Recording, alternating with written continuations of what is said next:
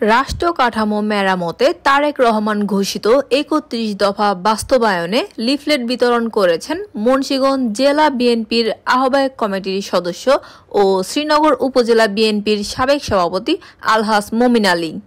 বুধবার দিনব্যাপী নেতাকর্মীদের নিয়ে শ্রীনগর ভাগ্যকুল জমজম টাওয়ারের সামনে লিফলেট বিতরণ করা হয়। এ সময় উপস্থিত ছিলেন মুন্সিগঞ্জ জেলা বিএনপির আহ্বায়ক কমিটির সদস্য ও শ্রীনগর উপজেলা বিএনপির সাবেক সাধারণ সম্পাদক হাজী দেলোয়ার হোসেন, সিরাজদিখান উপজেলা বিএনপির সাবেক সাধারণ সম্পাদক আওলাদ হোসেন, ভাগ্যকুল ইউনিয়ন বিএনপির সাবেক সভাপতি আবুল তালুকদার, বিএনপি নেতা কফিল ব্যাপারী, আবু তাহের, বিল্লাল হোসেন, সোহরাব হোসেন, আব্দুল হাই তালুকদার, জিয়াউল হক প্যারিস, যুবদল নেতা শহীদুল ইসলাম সহ আরো অনেকে।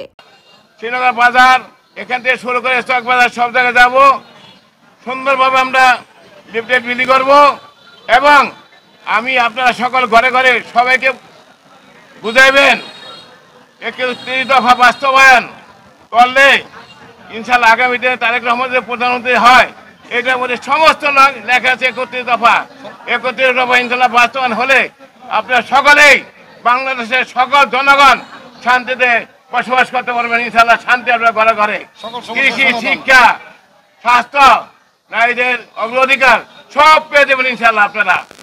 আগামী দিনে ইনশাল্লাহ আমরা দোয়া করি ইনশাল্লাহ বর্তমান সরকার আগামী ফেব্রুয়ারি মাসে নির্বাচন দেবে, সেই নির্বাচনটা যেন আপনারা সবাই দোয়া করবেন।